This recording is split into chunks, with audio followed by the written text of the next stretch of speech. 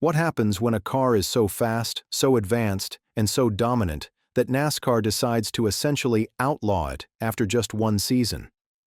Meet the 1970 Plymouth Superbird, a muscle car legend that changed NASCAR forever but became its most infamous mistake. With its towering rear wing and sleek aerodynamic nose cone, the Superbird was designed for one goal: to conquer the racetrack and bring back NASCAR's most famous driver, Richard Petty, to Plymouth. But while it crushed records and dominated races, this radical machine was a commercial disaster and was quickly banned from competition. In this video, we explore the story behind the Superbird's meteoric rise and fall, uncovering how it pushed the limits of speed, engineering, and NASCAR rules, and why it remains one of the most iconic, misunderstood, and valuable muscle cars ever built. To understand why Plymouth built the Superbird, we need to rewind to 1968 and understand the brutal competition that was tearing through NASCAR. This was the era when the phrase "win on Sunday, sell on Monday" wasn't just marketing hype, it was the lifeblood of American automakers. If your car won races, customers flooded dealerships. If you lost races, your sales tanked. It was that simple and that ruthless. In 1968, Dodge introduced the second-generation Charger, a stunning two-door coupe that looked absolutely gorgeous in showrooms. But on the racetrack, it was a disaster. The recessed grille and semi-fastback rear window that made it beautiful also made it aerodynamically terrible. Ford was demolishing Chrysler at high-speed superspeedways like Daytona and Talladega, and Dodge needed answers fast. Chrysler's solution arrived in 1969 with the Dodge Charger Daytona, the first of what would become known as the Aero Warriors. Engineers from Chrysler's missile division, yes, the same people who worked on rockets, designed a pointed 18-inch nose cone and a massive rear wing. The result was shocking. The Daytona could lap closed courses at over 200 miles per hour, becoming the first stock car to break that seemingly impossible barrier. Buddy Baker achieved this legendary feat on March 24, 1970, at Talladega Superspeedway, hitting 200.447 miles per hour and establishing a record that stunned the racing world. But Plymouth? They did absolutely nothing. While Dodge was investing millions in aerodynamic research and wind tunnel testing, Plymouth executives believed their existing cars were good enough. They couldn't have been more wrong. Richard Petty, who had driven exclusively for Plymouth since 1958 and won 110 races for the brand, watched Dodge unveil their aerodynamic masterpiece and made a decision that would shake NASCAR to its core. He asked Plymouth for a similar car. Plymouth refused. So, in an unprecedented move, Richard Petty, the king himself, signed with Ford for the 1969 season. The betrayal was complete. Plymouth watched helplessly as their greatest driver wore Ford colors and helped deliver Ford a championship season. Petty won only 2 races that year, but the damage to Plymouth's reputation was devastating. Corporate executives at Chrysler were furious. They had let their pride and penny pinching cost them the sport's most marketable star. Plymouth's sales suffered. Their racing program was in shambles. Something drastic had to be done, and it had to be done immediately. The message from upper management was crystal clear: build whatever it takes to bring Richard Petty home. Cost was no object. Engineering limits were irrelevant. Plymouth needed an aero car, they needed it competitive, and they needed it ready for the 1970 season. The clock was ticking, and the pressure was immense. The result of this desperate scramble would become the most iconic and controversial race car in American motorsports history. With the 1970 racing season rapidly approaching, Plymouth's engineering team faced a monumental challenge: create an aerodynamic race car that could match or exceed the Dodge Daytona's performance, and do it in record time. They had one major advantage: they could learn from Dodge's research and development. But they also had one major problem: NASCAR's homologation rules had just changed. Previously, manufacturers only needed to build 500 road-going versions of their race cars to qualify for NASCAR competition. But for 1970, NASCAR implemented a new formula. one production car for every 2 dealerships in the United States. For Plymouth, that meant manufacturing a staggering 1,920 Superbirds, nearly 4 times more than the 503 Dodge Daytonas built the previous year. This wasn't a limited special edition anymore.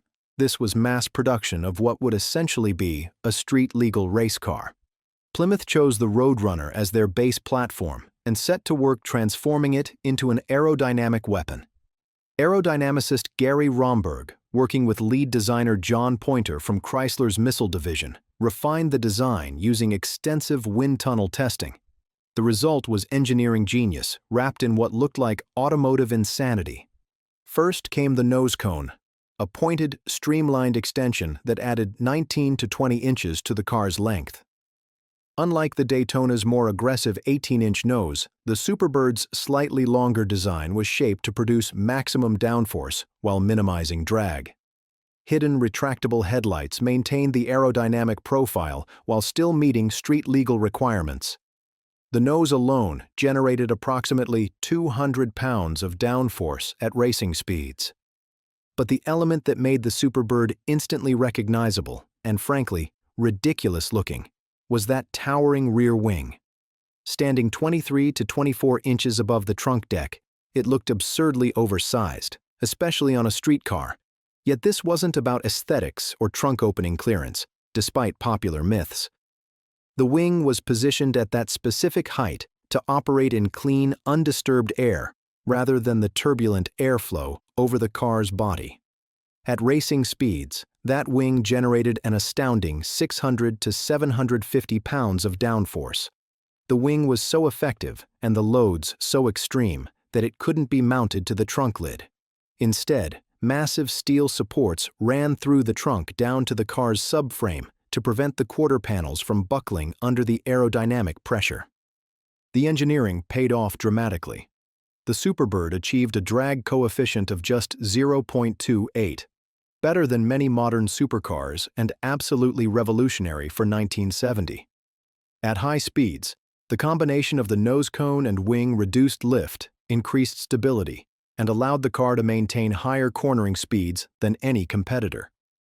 The Superbird was approximately 3 miles per hour slower than the Daytona in top speed tests, but it offered superior downforce and balance, making it ultimately more competitive on a variety of track configurations.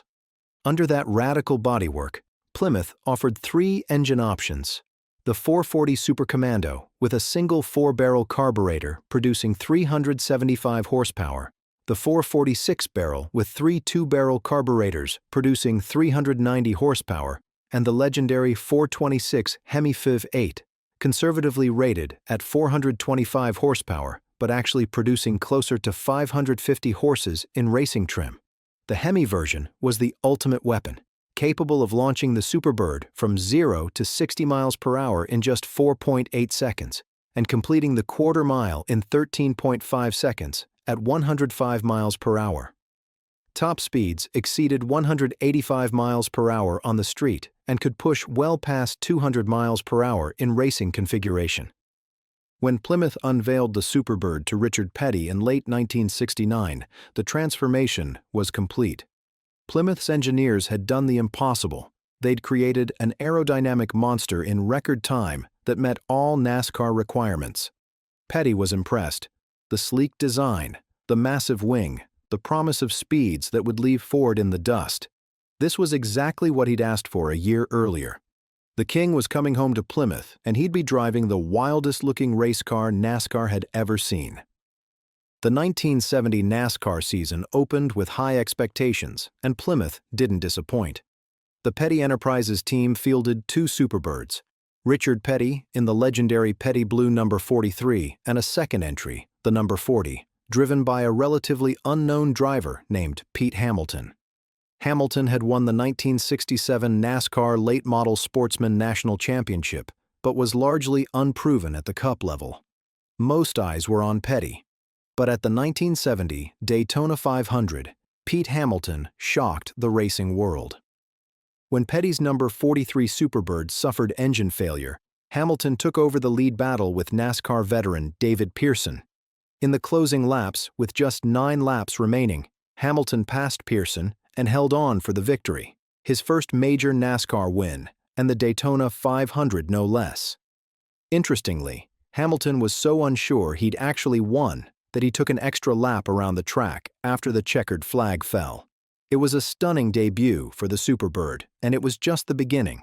Hamilton proved his Daytona victory was no fluke. He won both Talladega races in 1970, dominating the competition at NASCAR's fastest tracks.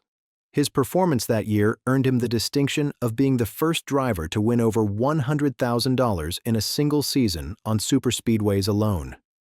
Meanwhile, Richard Petty piloted his number 43 Superbird to 8 victories during the 1970 season, proving he'd made the right decision returning to Plymouth. But the Superbird's dominance extended beyond Petty enterprises. Bobby Isaac, driving the number 71 Dodge Charger Daytona for K&K Insurance with legendary crew chief Harry Hyde, won an incredible 11 races and captured the 1970 NASCAR Championship. The winged cars, both Daytonas and Superbirds, won an astounding 38 of the 48 races in the 1970 season. That's a winning percentage of nearly 80%. No manufacturer, no design, no technology had ever dominated NASCAR so completely. At Talladega and Daytona, the Superbirds were untouchable. They could draft, they could lead, they could maintain speeds that left competitors struggling. The engineering that Gary Romberg and John Pointer had rushed to complete was proving itself beyond anyone's wildest expectations. Plymouth had accomplished their mission. They'd won back the king, they'd dominated NASCAR, and they'd proven their engineering prowess. But as 1970 drew to a close, storm clouds were gathering. NASCAR officials were watching the winged cars with increasing concern, and the sport's leadership was about to make a decision that would change everything. While the Superbird and Dodge Daytona were obliterating track records and filling victory lanes throughout 1970, NASCAR founder Bill France Sr. and his officials faced a growing crisis. The aero cars weren't just fast, they were dangerously fast, pushing technology far beyond what the sport's safety infrastructure could handle. The speeds were staggering. Buddy Baker's 200 miles per hour barrier-breaking run at Talladega in March 1970 was just the beginning. Race speeds routinely exceeded 190 miles per hour, and in qualifying, drivers were pushing even higher. But here's the terrifying reality that kept NASCAR officials awake at night. The tires, brakes, and safety equipment available in 1970 simply weren't designed for sustained speeds above 200 miles per hour. Tire technology in particular was a critical weakness. NASCAR teams were running on bias-ply tires, not the advanced radial tires used in modern racing. At extreme speeds, these tires experienced tremendous stress, generating intense heat and facing potential catastrophic failure.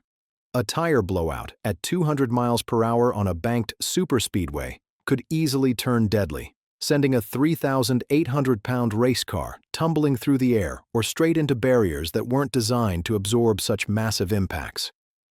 Braking systems posed another serious concern. The brake technology of 1970 couldn't reliably handle the extreme temperatures and forces generated by repeatedly slowing multi-ton vehicles from speeds exceeding 200 miles per hour. NASCAR officials understood that they were playing with fire, literally and figuratively.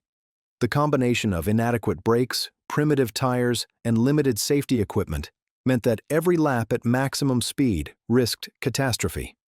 By late 1970, Bill France Sr. and NASCAR's leadership made a controversial decision. The aero cars had to be slowed down. But rather than banning the winged wonders outright, which would have created a public relations disaster and potentially legal challenges, NASCAR implemented clever rule changes that effectively neutered the car's competitive advantages. For the 1971 season, NASCAR announced new regulations specifically targeting aerodynamic cars. Any vehicle featuring special aerodynamic modifications, meaning the Dodge Daytona, Plymouth Superbird, Ford Torino Talladega, and Mercury Cyclone Spoiler 2, would be limited to a maximum engine displacement of just 305 cubic inches. For context, NASCAR's standard engines were running 426 to 430 cubic inches. Cutting displacement by nearly 30% would absolutely devastate horsepower and performance. Alternatively, teams could keep their big engines, but only if they added 600 to 1,000 pounds of ballast weight to the cars. Either option spelled doom for competitive racing.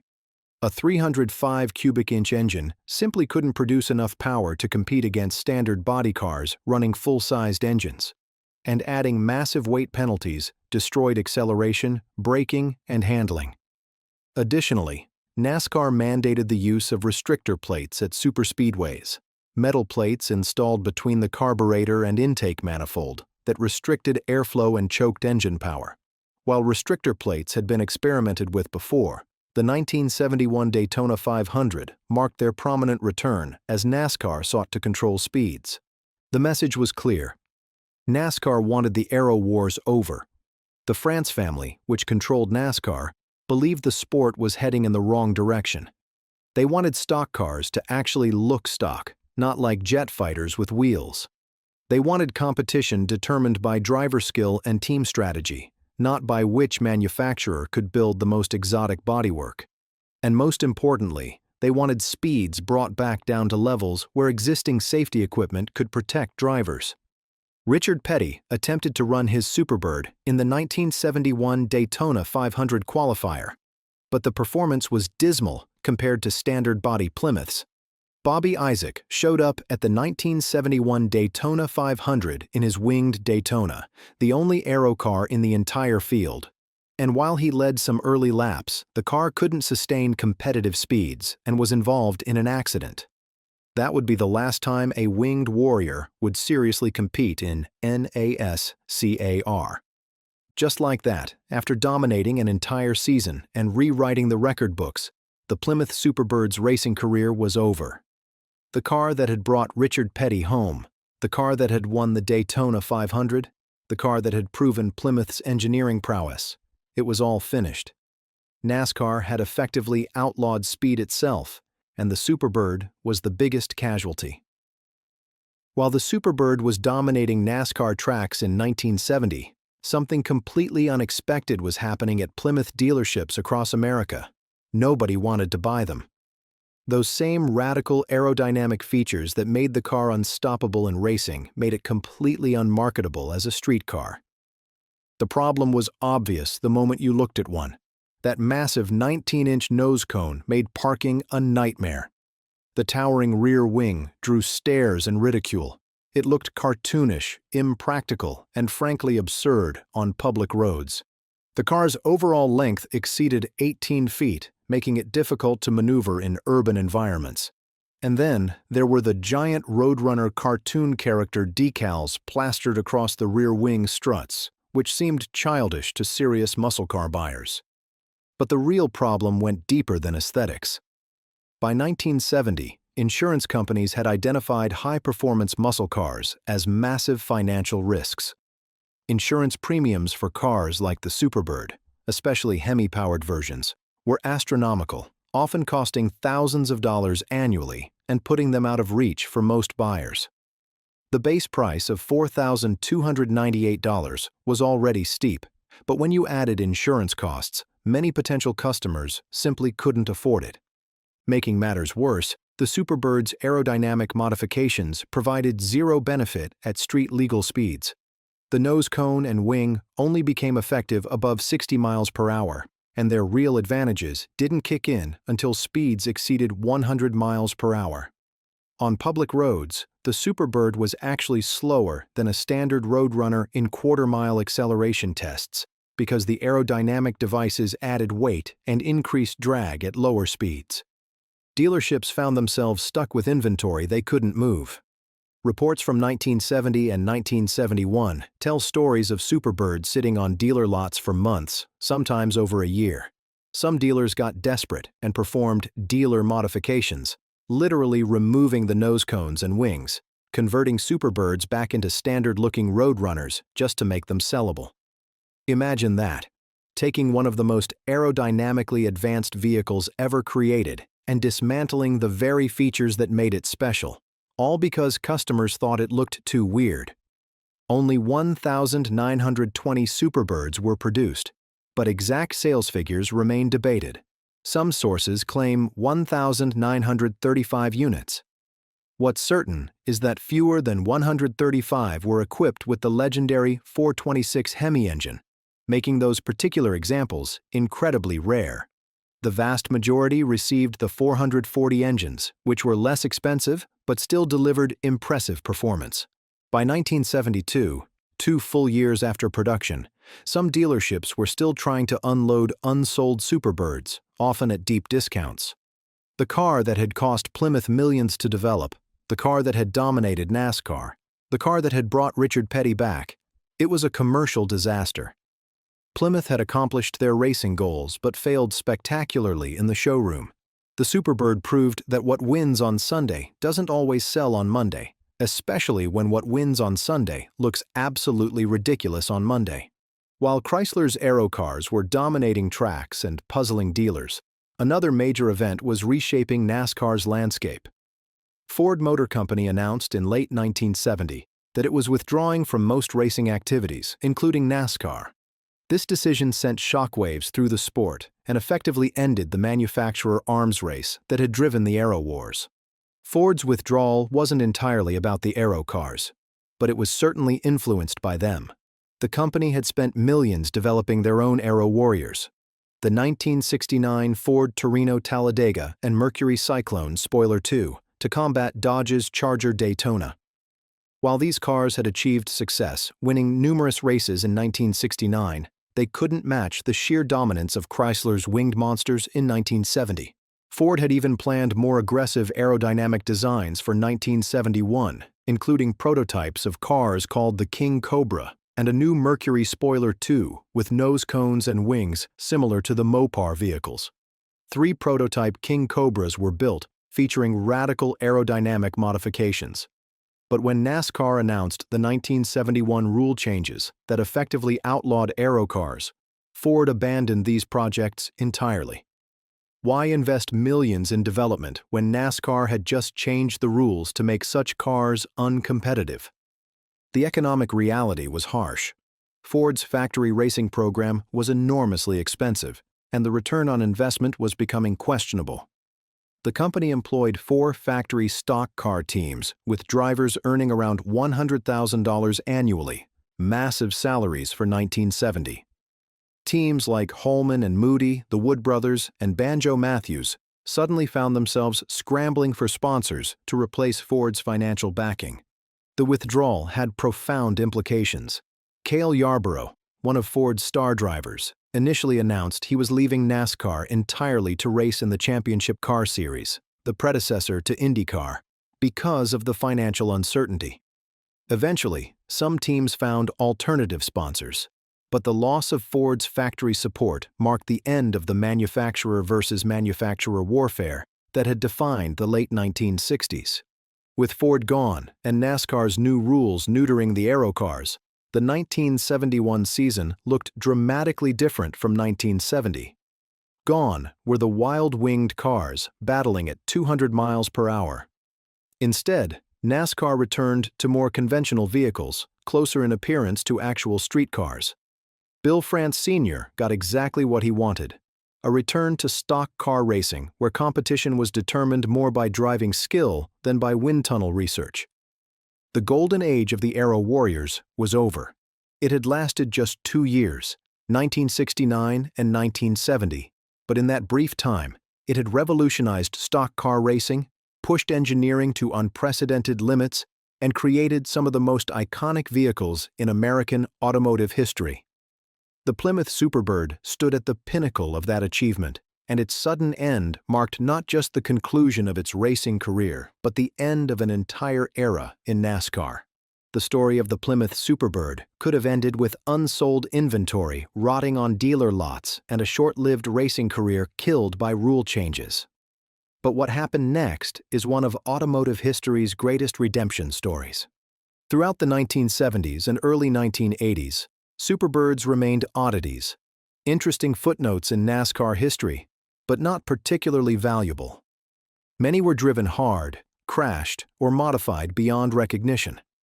Others were parted out or left to decay in barns and junkyards. The cars that couldn't find buyers at $4,300 in 1970 weren't commanding much respect a decade later. But as the 1980s progressed, something remarkable happened. Car collectors and muscle car enthusiasts began recognizing what the Superbird truly represented: a pinnacle of American automotive engineering, a piece of racing history, and most importantly, an incredibly rare vehicle. With fewer than 2,000 produced and many destroyed or modified over the years, surviving Superbirds, especially HEMI-powered examples, became increasingly scarce. The transformation in values was stunning. By the 1990s, restored Superbirds were fetching $100,000 or more. By the 2000s, prices climbed into the $200,000 to $400,000 range for quality examples. HEMI Superbirds, of which only 135 were built, became million-dollar machines. The auction record came in 2022 when a fully documented numbers-matching HEMI Superbird sold for $1.65 million, nearly 400 times its original purchase price. Even non-HEMI examples with the 440 engines regularly bring $300,000 to $500,000 at major auctions. Original, unrestored survivors, even in rough condition, command premium prices because of their historical significance. The irony is delicious. Dealers who desperately tried to give these cars away in 1971, who removed wings and nose cones just to make them sellable, created their own nightmare. Those modified cars are worth a fraction of unmolested examples. A Superbird that some dealer stripped back to Roadrunner configuration in 1971 to save $500 now represents a $1 million mistake. Even Richard Petty, who initially rejected the idea of owning a street Superbird, eventually acquired one. Between 1982 and 2013, he owned a white 440-powered Superbird that he occasionally drove and signed. When that car came to auction, it sold for an estimated $900,000 to $1 million, despite not being a race car or having a HEMI engine. The value came purely from Petty's ownership and the car's celebrity provenance. Today, the Superbird stands as one of the most iconic American muscle cars ever built, recognized globally even by people who know nothing about NASCAR. That ridiculous wing that made it unsellable in 1970 is now its most valuable feature. The nose cone that made parking impossible is now a design element that collectors crave. The car that represented Plymouth's biggest commercial mistake became their greatest automotive legacy. The Plymouth Superbird story teaches us something profound about innovation, risk, and the unpredictable nature of success.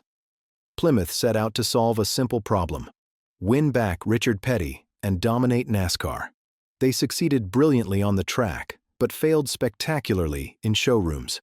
The very features that made the car dominant in racing made it unmarketable as a consumer vehicle.